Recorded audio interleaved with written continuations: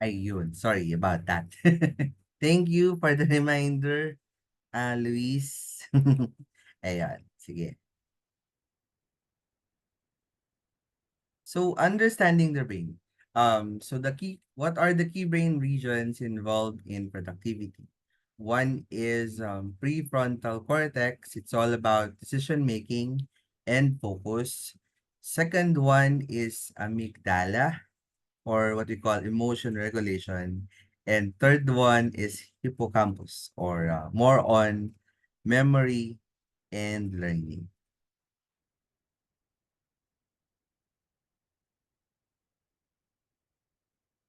So overview of productivity hormones. So we have dopamine. It's all about motivation and reward. And second one is serotonin, more about mood stabilization. Next one is oxytocin. It's more about love hormone. And then endorphins, more on pain relief and pleasure. So specifically, if you have heard any of these terms, either from a friend or from your workplace, specifically ang common ko ritong naririnig is either dopamine or yung serotonin, specifically more on work-related motivation. Specifically, if you have what we call pag gumagana talaga yung dopamine mo sa utak mo, ibig sabihin nun, you're specifically motivated. Ayun. Ayan. So speaking of which, dopamine, the motivation molecule.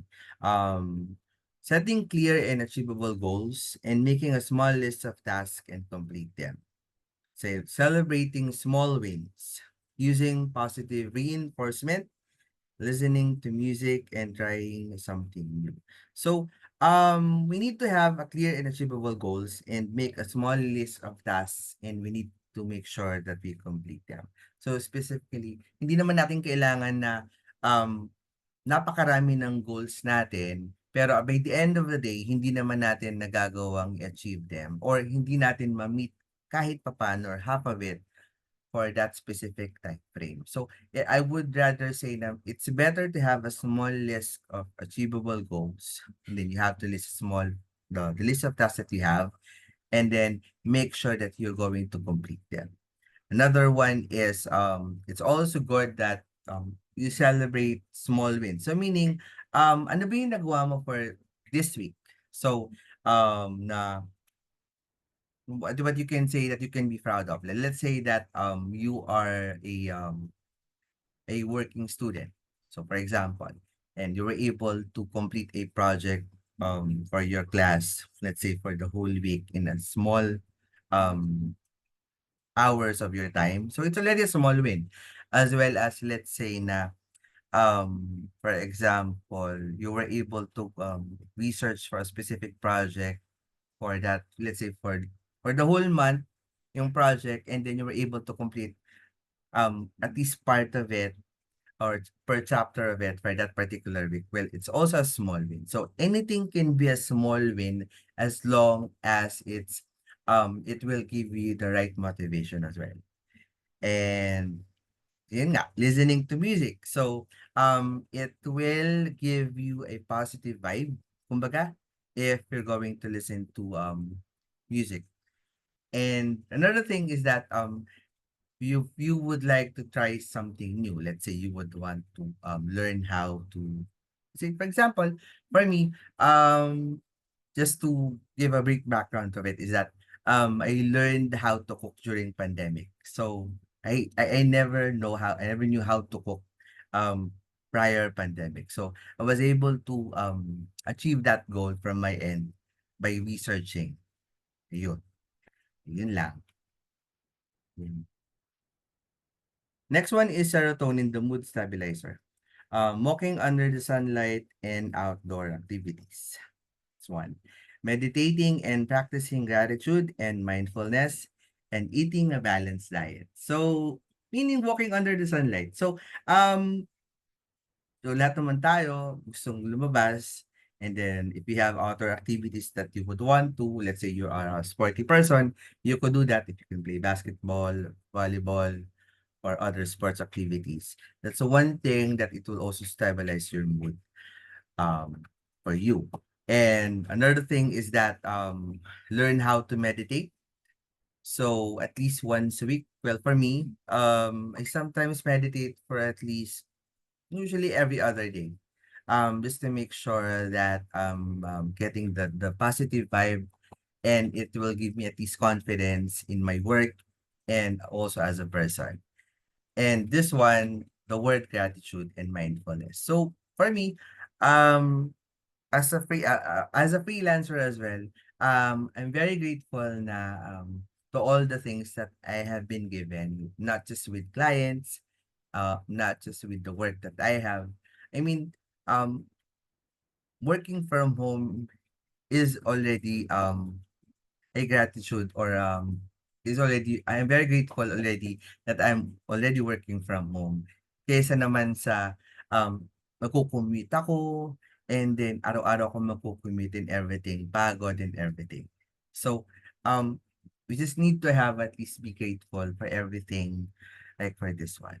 And yun nga, eating a balanced diet. So balance meaning we have to not just more rice and then more rice. So you need to also to have eat healthy foods like fruits and vegetables. Ayun. And then the next one is the oxytocin, the love hormone. Playing with dogs, playing with kids, holding hands, giving hugs, and giving club compliments. So for me, I have how many dogs? I have 5 dogs. 4 of them are puppies. And then, ano lang siya, parang pang-release ko rin ng stress sa work pag you have dogs or you have cats at your home. Kasi it's something na nagbibigay sa'yo ng strength as a person, and then it's also as a motivation. As well as if you are a parent already, if you have kids, so it's also a motivation if we have kids and you can play with them as well. And if we have a companion or if you have a partner, you can just hold hands. You can just hold hands. It's also considered a motivation. So lastly would be giving compliments. So giving compliments in a positive way, either to your loved one, to your coworker, or to a friend who misses you a lot, and something like that. Ayun. And guys, by the way, any questions pala?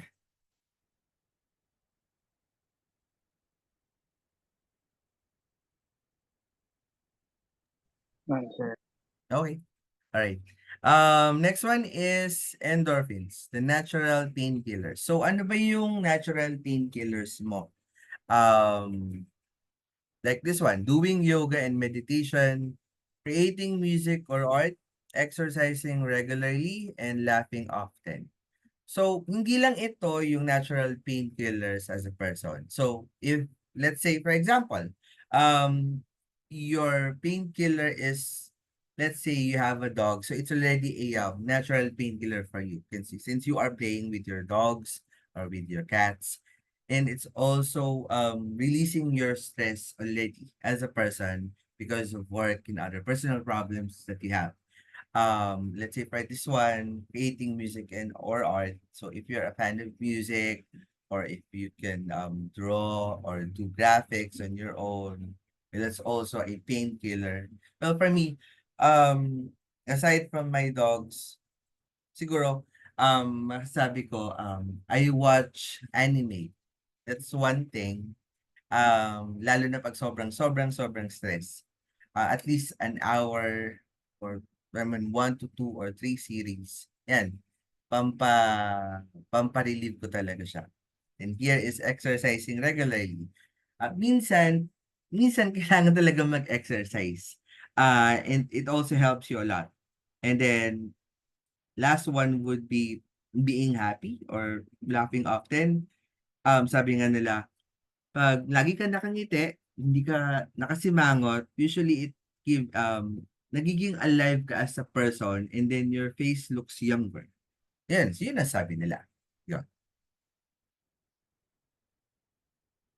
Next one, setting personal and career SMART goals. So ano yung SMART?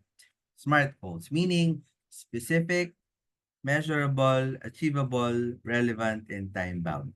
So specific, clearly define your goals. Ayun. So you have to be specific with your goals. Let's say, oo nga, ang dami mong goals ngayon, pero hindi siya specific. So, ang goals mo kunyari is, let's say, um, you would like to apply for a position, or let's say you're a freelancer, you wanted to look for a client. So, ang gusto mo is, I want to find clients. Yun yung pinaka-goal mo lang. Pero mas okay sana kung ang goal mo is, I want to find at least 1 to 2 clients. Kasi napaka-broad kung gusto mong maghanap ka ng napakaraming clients, hindi mo naman kayang i-accommodate. So, I would rather say na ang goal mo na lang ay to have 1 or 2 clients. That's one thing that you could say it's specific. The next one is measurable. Establish criteria for tracking progress. So making sure that you can track your progress for that specific goal.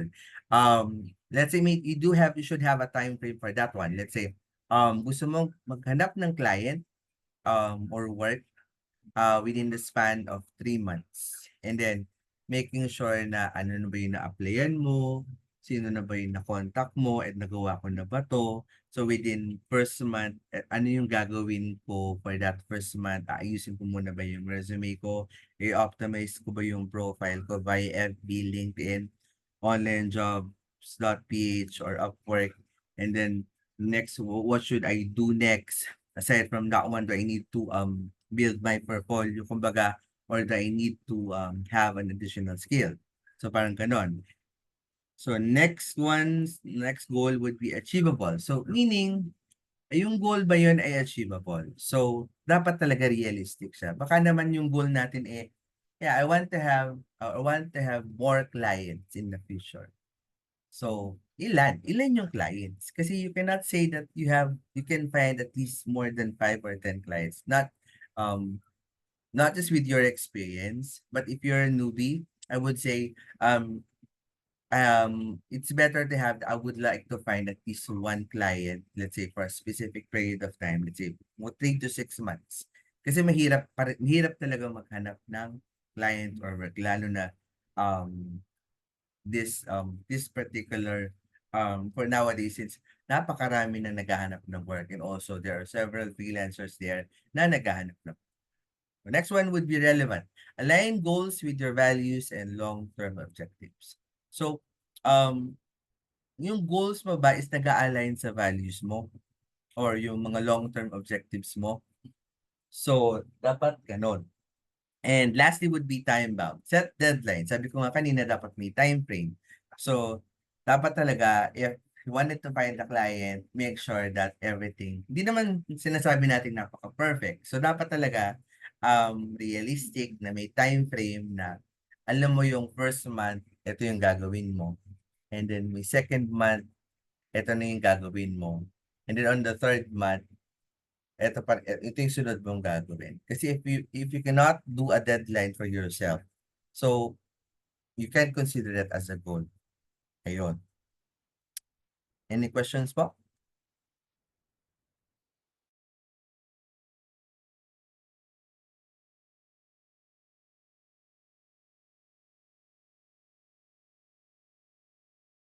Ayan. Sige. Mhm. Creating a personal vision. Define what success looks like for you in long term. Identify your core values and passions, and create a vision statement that inspires and guide your actions. So, what does success looks like for you in long term? So, ano ba yung gusto mong marating for you? In a way na, gusto mo ba magkaroon ng maraming client, or gusto mo ba magka-client kasi it's work from home and you don't need to go on computing, and then because you wanted to have a client because of financial freedom, something like that.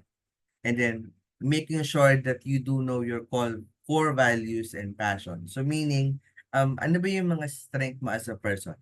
So ano ba yung pwede kong ibigay kay client na aside from my skill set, ano pa yung pwede kong ibigay or values that I can give to a specific client that I'm applying for. And then lastly is create a vision statement. So meaning vision statement, kahit simple statement lang naman na it will inspire you on your actions and goals specifically. Na it will motivate you toward your goals for your future. Next one is creating a productive environment. We have declutter, ergonomics, lighting, and distractions. Declutter, keeping the workspace organized. So hindi naman natin kailangan or kailangan talaga natin na yung workspace natin is maayos tingnan. Hindi makalat, walang abubot dito, walang abubot dito, and free from noise. I mean, sobrang background noise. Pero okay lang na may background noise eh. Basta minimal. Let's say if you are in a room, you have your desktop or your laptop, and you have your headset, you have additional keyboard for your laptop, then okay na yun.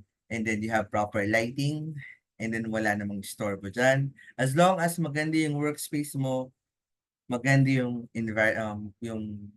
productive environment mo. The next one is ensuring comfort and reducing physical strain. So specifically, parang, ano ba to? Relatable siya sa workspace na kahit sabihin natin na yung workspace mo mismo, hindi ka may stress at some point kahit nag-work ka ng matagal. So dapat yung workspace mong yon comfortable ka, saka hindi siya stressful.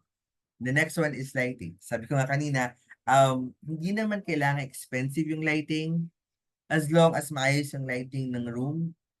Well, definitely it's a good choice.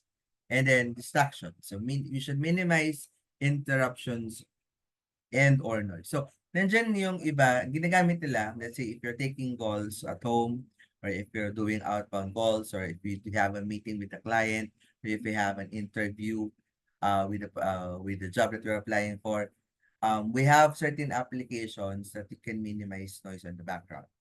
Specifically like, eto na yung noise cancellation headset, as well as yung apps natin na crisp na tinatawag. Ay, yun. Sabi nga ni don't use, ni Jaime, don't use yellow orange LED. Hi Jaime! Nandiyan ka na pala.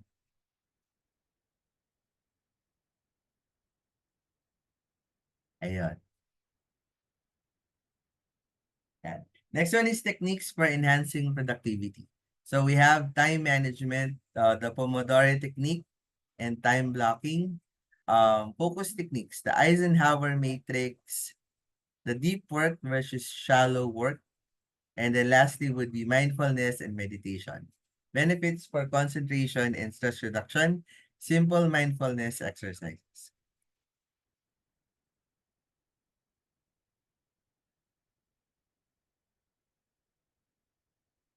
Aantokin ko po.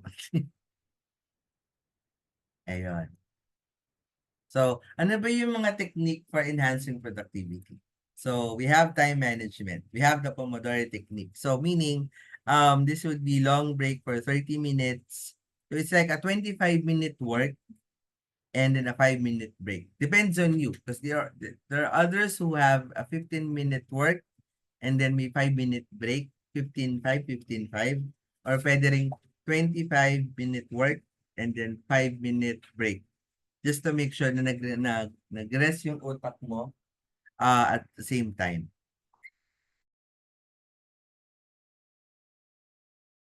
Ayun. Kasi for me, ang ginagawa ko when I'm doing client work is that 25 minutes talaga. Lalo na pag more on research working or lead generation working. Minsan kasi boring na siya. So pag boring na, aantokin ka na. So kailangan mo pa rin magpahinga. Either check your phone or labas ka lang muna ng room mo or ng productivity space mo, workspace mo. Mag-rest ka lang ng 5 minutes, then balik ka ulit. Pero make sure na babalik ka after 5 minutes, gano'n. Or puwede rin naman sabi ko nga kanina 15 minutes, then 5, and then 25. Depende pa rin sa inyo kung anong conforme na gusto niyo, ayun. Second one is the time blocking method. So, eto, tinry ko siya for me, pero, kasi kailangan kasi 'to ng ano, eh, time time manner scheduled specifically. So, parang, bibigyan ka ng schedule for you na gagawin ko 'to from 9 to 10, then another one is from 10 to 12 I'll do a specific task, and then from, let's say magsi-start ka ng 8 to 9, yung breakfast and everything, and then at home. Then, may time frame kang sinusunod. So, I've tried this one, but I haven't, lagi siyang nag-o-overlap at some point. So, I would rather say if you want to do the time blocking method, make sure that you do that at least, you plan ahead, at least a week or two for the schedule that you have. Let's say, for your work, or, I mean, a combination of your work and your personal work as well. So, para kasi kung gagawin mo siya, let's say Monday na, gagawa ka ng time blocking method, medyo alanganin na. Kasi magja-jump yan, hindi siya planado as is. So, I would rather say na mas okay siyang i-plan a week or 2 weeks before. And then, yun, pag nasanay ka na, pag sanay ka na sa time blocking method, parang constantly process ka rin kasi, I mean, process rin kasi siya. Pag sanay ka na siyang gawin yun every now and then, parang alam mo na kung ano yung anong oras, let's say ganito, may meeting ako ng ganyan, mag-o-overlap ng ganito, let's say school, may meeting ako kay council na ganito, and then next is gagawin ko 'to for 2 hours, and then may meeting uli ako for 2 hours, then paano ko isisingit yung isa pa, puwede ko pang i-reschedule siya for the next day, for Wednesday or for Thursday, or kaya ko pa ba rin mag-isingit siya with my schedule, 'yan, gano'n. And then the next one would be the Eisenhower matrix. So we have the do it today, schedule a time to do it, delegate to someone else, eliminate stop doing this. So we have the important, urgent. So ito yung tinatawag mong do it today. So ito talaga yung pinaka-urgent. So sa lahat ng task na gagawin mo, ano yung tinatawag nating high priority? So ito yung important na urgent. We also have the important, though not urgent. You can schedule a time to do it. So let's say, you can schedule it, let's say, after lunch. So definitely, dapat lunch nagawa mo na. Pero important din to. Pero hindi siya ganun ka-urgent. Ayun. So next thing is the not important, urgent.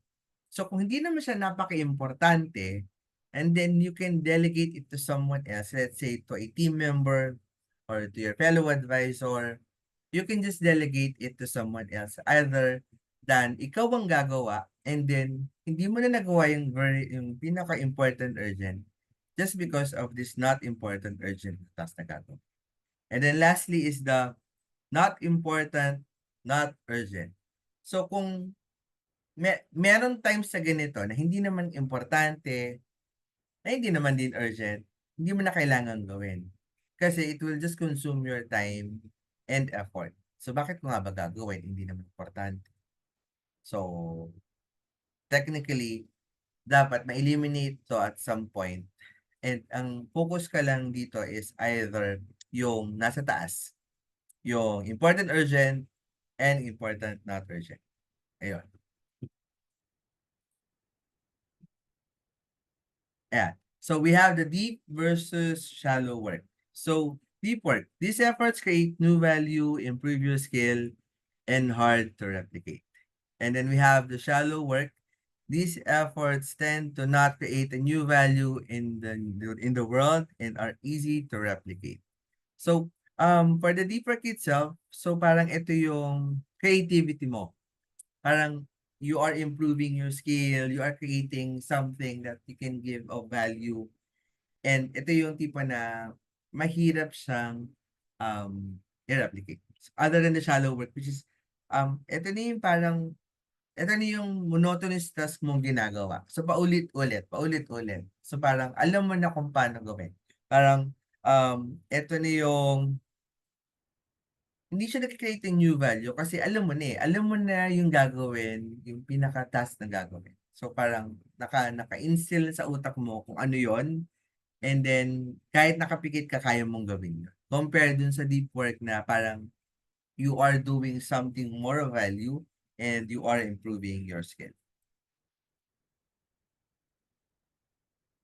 So we have the work management strategies. One is prioritization. Next one is task management, and the third one is delegation. So setting clear goals and priorities. And then the next one is using the Pareto principle, or what we call the 80-20 rule. So, yan, as I have said a while ago, making sure that you do have clear goals and priorities, specifically with your work, di ba, Eme? And then, yung tinatawag nating Pareto principle, so yung 80%, ano nga yun? Sorry about that.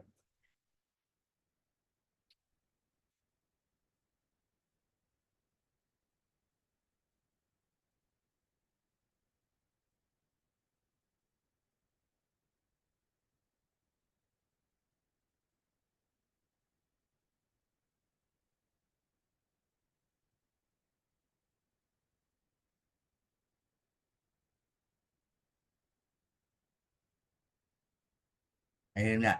Going back, as I have said, the Pareto principle or the 80-20 rule. So for this one, roughly na 80% lang of consequences come from 20% of causes. So meaning, small percentage of causes have an outsized effect. So parang, out of 80% of work, I mean, yung lahat ng ginawa mo for the 80%, 20% lang yung pinaka-value ng pinaka-work na yun. Ganon. So, next one is task management. Breaking task into manageable chunks. So, ito na yung mga, let's say you have specific project or a specific task. So, if you can delegate other tasks or if you could chunk it into small pieces na I can, so ito gagawin ko to for this hour, and the next one is the next hour, and then next one, next one, next one, hanggang sa makumpleto mo yung lahat ng yon, and then mapasa mo yung buong task yun for that day. Also, you can also utilize task management tools like Trello and Asana. So Trello, I have used Trello once or twice, in which you could, there is what we call a tabs that you could do there. Like, for example, you could put a tab for in progress, for review, done, and then completed. So, typically, pag puro in progress yan, so lahat yan gagawin. Pero pag sinabi mong puro review yan, so ibig sabihin, either complete na yan or for submission na yan. Asana is the same thing. So, it's like you're delegating tasks to your team members. Um, let's say for marketing. Let's say you're delegating tasks for your team members in marketing, for social media marketing, and then you just include what tasks to be completed, as well as what tool that needs to be used. Or let's say we have a deadline for graphics, or if you have a deadline for content, and then who are the people who are involved, let's say which team are involved, let's say your social media marketing team or just one person, and when is the deadline. And then one last thing is after it has been completed, ano yung feedback. Yun. And then another work management strategies is delegation. So how effective delegation techniques, and then trusting and empowering your team.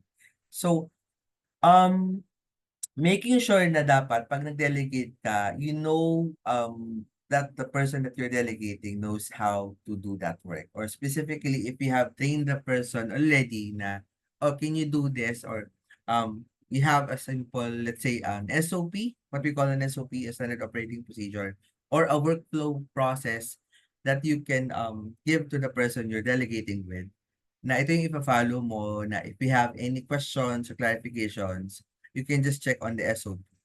If not, if you can't understand specific SOP, you can just go back to me or what. Ayun nga. So, sabi nga ni Jaime, project management tools are helpful lalo na pag maraming task. Baka kasi mamaya may urgent task pala tapos nakalimutan mo. So, eto yung mga project management tools like, yun nga, sabi ko nga, Estelo, Asana. May isa pang tool na alam ko is ClickUp. In which specifically na lahat ng task ng mga to, depende kung anong department, dapat if in any case na may mga urgent or what we call high priority, naka-red flag na, nandun siya sa ano, let's say kahit in progress yan, tinatawag nating in progress, naka-red flag na or naka-high priority, top 1 na tinatawag. So, kaya yung tinatawag natin kanina na important and then urgent. So, kailangan yung magawa. Let's say, ang deadline nun ay for today or for tomorrow, lalo na pag yung kliyente mong kausap ay bigla-bigla nagsasabi na this is urgent. Ayun. Di ba, Jaime? Tama ba? And then, for delegation, trusting and empowering your team. So make sure that you empower your team and also trust your team members. Kasi trust is very important when delegating. So if you yourself cannot trust your team member to do the work that you have given to them, specifically, what will happen? Kung let's say, binigyan mo siya ng task, then every now and then tinatanong mo, "O tapos na ba 'yan? May nagawa ka na ba diyan?" So, yun yung tinatawag nating mina-micromanage. So, just let him do the work and then just tell him that if he has any questions or clarifications, he can just talk to you back or PM you back or call you back. Let's say if you're using a communication tool like Slack, Messenger, or WhatsApp, just ask a question via that communicating tool if that person does have any clarification. Ayun. Practical tips and tools. Tools for productivity, task management applications like Todoist, Microsoft To Do, and then time tracking tools like Toggle, Clockify. Aside from that, there are other tools for time tracking like Hubstaff have their own. Also, what do you call, what was the other one? Because I'm currently using Toggle. So, ano ba yung mga time tracking tools na to? So, you can just log in or create a login for you or your client, and then you can use it to track your work. So, maglalagay ka lang kung anong klaseng project name na yan, and then i-click mo lang yung parang play sign, and then automatically yon siya yung magmo-monitor ng lahat ng ginagawa mo. And then minsan pag nag-idle, usually pag hindi mo ginalaw yung mouse mo for let's say the next 5 minutes, magme-message na yan na you are idle for 5 minutes. Are you going to continue or not? So pag gano'n, kailangan mong i-move yung mouse and then you have to click on continue. So para dire-diretso yung time tracking ng specific tool na yun. The next one would be healthy habits. Importance of breaks and exercise. Healthy eating for brain function. So, kailangan talaga natin ng break and exercise. Kahit yung pag-inat-inat or stretching na tinatawag. And then, you should also have at least small breaks when you're doing work, or let's say you have a project at school or whatnot. Pero wag naman yung sobrang napakaraming break. So, pick it a minimal just to relieve your stress. Also, healthy eating for brain function.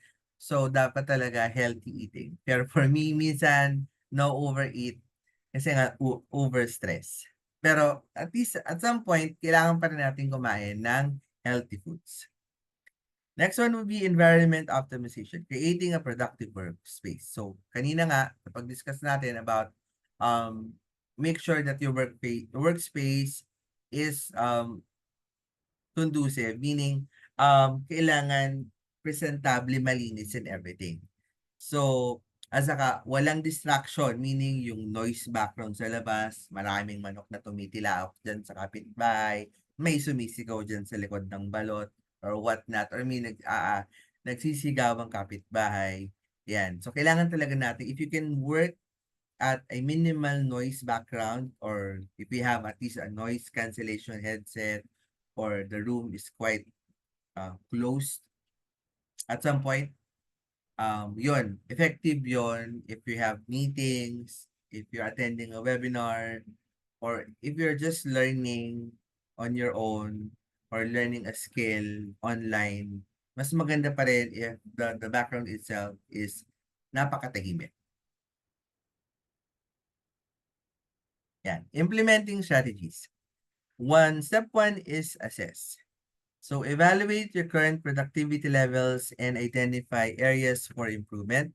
So what are your actions? So make sure that you conduct a self-assessment, gather feedback from peers and managers, and what is the outcome? Clear understanding of strengths and weaknesses. So for the assessment, you need to evaluate current productivity levels. So kailangan mo ma-evaluate muna. Kailangan mong mag-self-assess or if you want to get feedback from your peers or from, let's say, from your boss, or let's say kahit ikaw ay member ng council or organization, or you can just ask a feedback ng minimal feedback lang naman, let's say from fellow advisors na have I done this correctly? Do I need to improve on something? May mali ba sa ginawa ko? May ano pa bang pwedeng gawin ko? Small feedback is very important. And make sure that you are taking feedback in a good way. Kasi even though it's a negative feedback, it's still a good feedback because you will learn from the feedback itself. Not just because that person gives a negative feedback, meaning mali na yung ginawa mo. Pero at some point in the future, you will learn from it and then you will avoid getting that particular mistake. Yun. So next one would be plan. Set smart goals and create a personal vision aligned with your career objectives. Define strategic, specific, measurable, achievable, relevant, time-bound goals. Develop a vision statement. And the outcome is define goals and a motivating vision. So, as I have said a while ago, for SMART goals, you should have at least, hindi naman kailangan na nasa, pwedeng you can just include the SMART goals on your notebook, or if we have a board at home, a small board, you can set your goals. What are your goals for this week? And then let's say for this month, or let's say for the next 3 months. And then how will you set that particular goal? And then making sure that it's specific, measurable, achievable, relevant, and time-bound. Sabi ko nga kanina, lahat yon importante.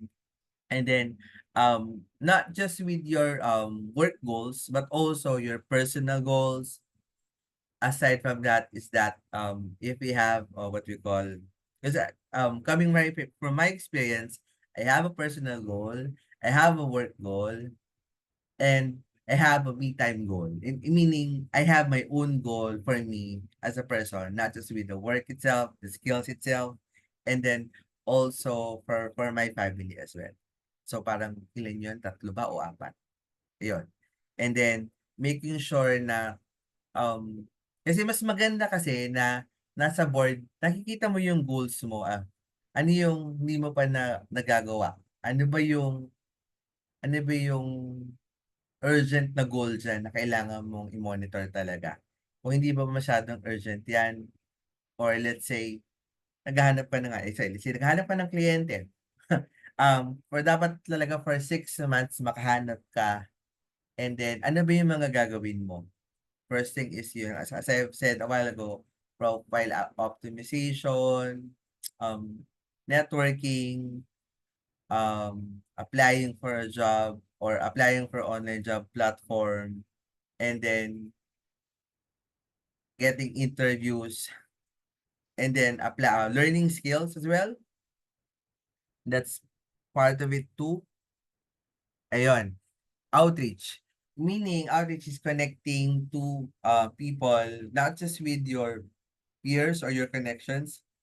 If you're a freelancer who's just new to the freelancing world, you should at least connect with people who have been in the industry for within this industry for almost like 5 to 10 years already. Also, let's say if you are targeting specific markets, let's say targeting, let's say, the real estate industry, so you have to connect via LinkedIn or Facebook those people who are in the real estate industry, not just with applying for a job, but also you have this network. Let's say you can post online na you're looking for a job or someone is looking for a job, you have a friend, and then these people in your network might help you out with what you have posted. Yun. Step 3 would be organize. Organize tasks and prioritize using productivity techniques. Use tools like the Eisenhower matrix. Plan task using time blocking. So sabi ko nga kanina, yung sa urgent, important, and then important, not urgent. Yan, yun yung mga bagay na etong important, urgent, ito yung pinaka-high priority natin or red flag. Top 1. High talaga siya. So ito yung dapat mong gawin. And then plan task using time blocking. So yung time blocking natin na kailangan natin gawin at least a week before, naka-plan na yung mga gagawin mo. Let's say for Monday, ito yung gagawin ko. Then ito may break ako dito. Then may meeting ako for this time. Minsan talaga mag-overlap yan. Mahirap siyang lalo na pag may sudden change, lalo pag yung kliyente mo bigla magpapa-meeting.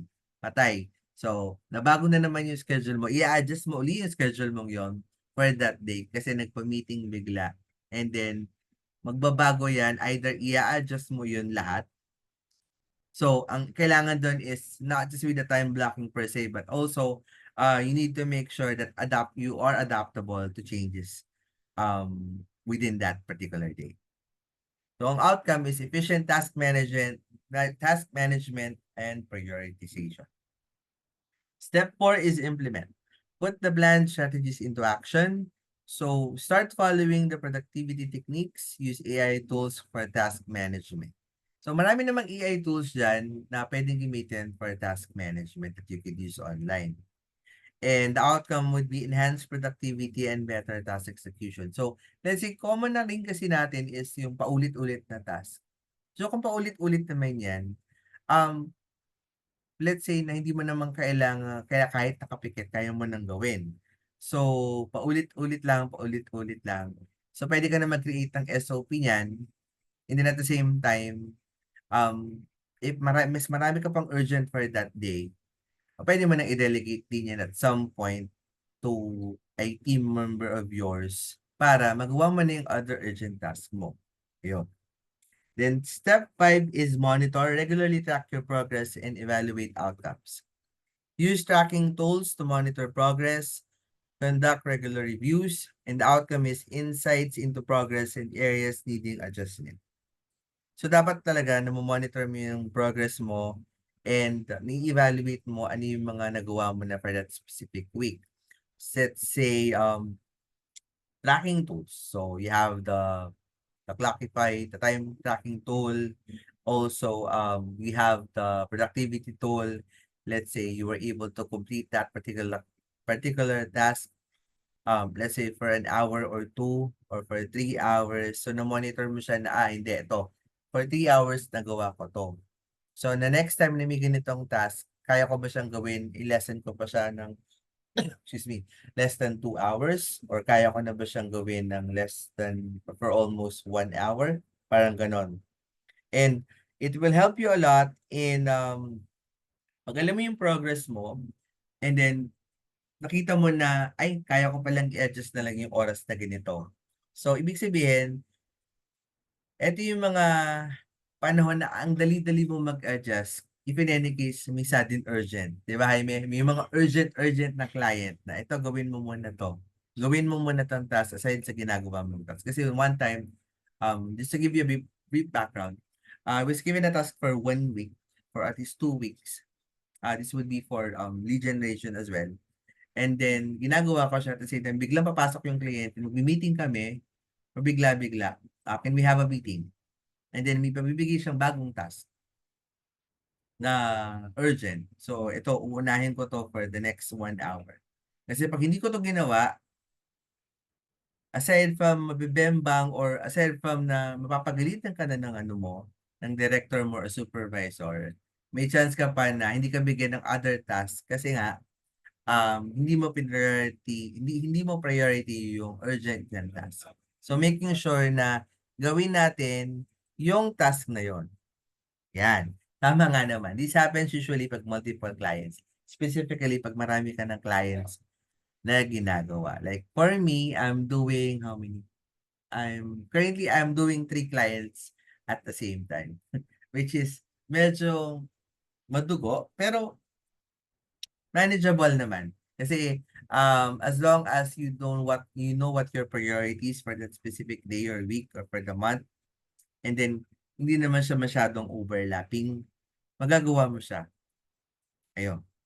And then next would be step 6, adjust. Make necessary adjustments based on the monitoring data. Then the action would be revise goals and strategies as needed, seek feedback for continuous improvement, and improve strategies and ongoing progress. So, if you already have your data based on with what you're doing, let's say yun nga, na-track mo yung progress mo, for specific hours. Let's say, researching for that particular topic for an hour. So, na-monitor mo siya. And then kaya ko ba siyang mapaiklian kasi alam ko na naman yung gagawin. So kaya ko ba siyang gawing 30 minutes na lang? And then, kung hindi mo kaya or nag-overlap pa rin for an hour or two, you can ask feedback either from your manager, from your director, or from your supervisor na, how can I improve more on this particular task or project? I would want to have your feedback as well. Baka may masa-suggest sila para ma-minimize yung, time consumption ng that particular project. And para improvement na rin for future tasks na gano'n din. And then next one would be yan, wala na. Okay. And then number 7 would be reflect. Reflect on achievements and challenges to learn and grow. Conduct a self-reflection session.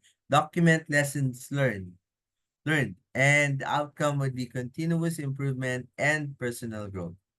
So, for this one, so based on your achievement and challenges to learn and grow, so ano ba yung mga na-achieve mo? Let's say yung mga task mo or mga task mo for let's say you're handling different clients. And then for that particular client, I can do this. I can do the SMM. I can do content planning or let's say nagbigay sa iyo yung president mo for let's say in an organization or yung director mo nagbigay sa iyo ng task for content planning, let's say for 3 hours, or let's say the topic itself is good for 4 hours, then you're able to complete it for 2 hours. And then, syempre, during that span of time, kaya mo pa rin i-improve yun.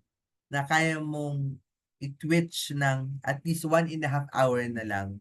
Kung dati nagagawa mo siya ng 2 to 3 hours, nagagawa mo na lang siya ng 1.5 hours. To the point na kahit minsan, sa lagi mong ginagawa yung task na yun, nagagawa mo na lang siya ng 1 hour minimum compared to doon sa 3 hours. And then nandiyan din yung personal growth natin na we are learning from the challenges that we have met and then the difficulties that we have met na next time dapat ganito na yan. Kung magagawa ko to ng mas mabilis and then di na kailangan magtanong kasi na-record ko naman lahat ng mga tanong ko prior nung the same task na ginawa ko. So you are improving as a person na binigay sa'yo yung task, you can do it, and then you can do it in a minimal time, increasing your productivity and efficiency, and also you yourself is a role model to your client. Yun. Any questions mo?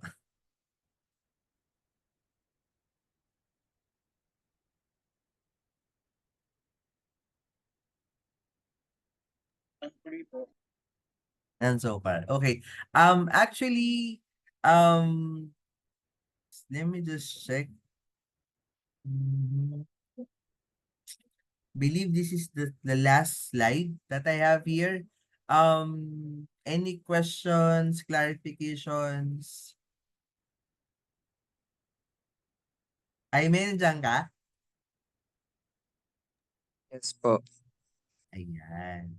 So, any additional feedback what you can share? I think wala naman na may kasi na-share mo naman. Clear naman lahat ng Yan. Any questions pa po from our audience? Alfie, Ken, Luis? Wala naman po sir. Ayun. So if you have any questions in the future, let's say you have a problem, let's say with let's say with your organization or whatsoever, you could also, if you want, you could add me from my LinkedIn or from FB. Then I could share you some tips on, let's say, productivity wise. Um, if you want to learn additional skills that I can share with you as well. Ayun. So that you can improve on with your work task or with your organizational task. Ayun. Yeah.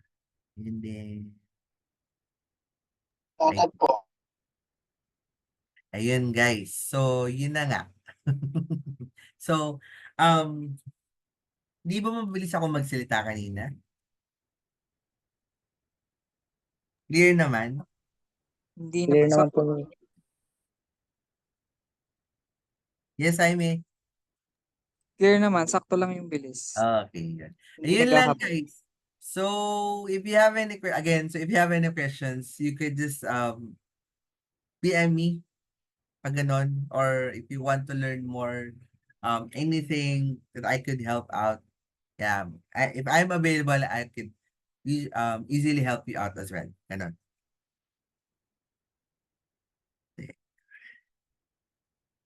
Ayan.